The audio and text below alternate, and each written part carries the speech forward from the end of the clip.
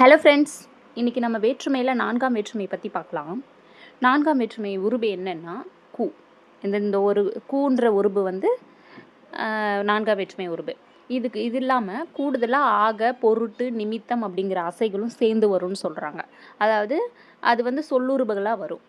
கூலியின் பொருட்டு வேலை செய்தான், கூலிக்காக வேலை செய்தான், வேலையின் பொருட்டு வெளியூர் சென்றான், வேலையின் நிமித்தம் வெளியூர் சென்றான். அந்த மாதிரி இந்த சொல்லுருபுகளாக வர்றதும் உண்டு. அது இல்லாமல் இது வந்து ஒரு 8 வகையான பொருள்களில் வருது. என்னென்ன பொருள்னா கொடை, பகை, நட்பு, தகுதி, அதுவாதல், பொருட்டு, முறை, எல்லை.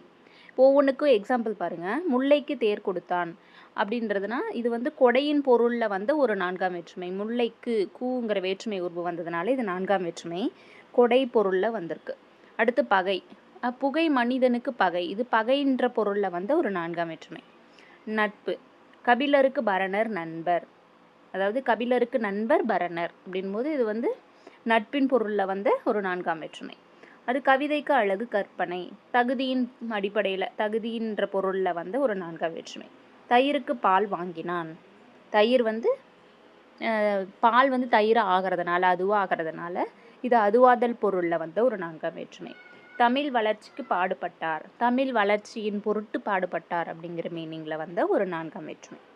செங்குட்டவனுக்கு தம்பி இளங்கோ, இது வந்து முறையை வச்சு சொல்கிறதுனால இது ஒரு 4ஆம் வேற்றுமை. தமிழ்நாட்டுக்கு கிழக்கு வங்கக்கடல், இது வந்து எல்லையை சொல்கிறதுனால இது எல்லையின் பொருளில் வந்து ஒரு 4ஆம் வேற்றுமை. ஓகே, அடுத்து வந்து இதில் வந்து எல்லாத்துலேயுமே பாருங்கள் கூ அப்படிங்கிற 4ஆம் வேற்றுமை உருபு வந்ததுனால இது எல்லாமே வந்து 4ஆம் வேற்றுமைன்னு சொல்லுவோம். 8 வகையான பொருட்களில் வந்து 4ஆம் வேற்றுமை இது. அடுத்த வீடியோவில் 5ஆம் வேற்றுமை பற்றி பார்க்கலாம். Okay friends, thank you.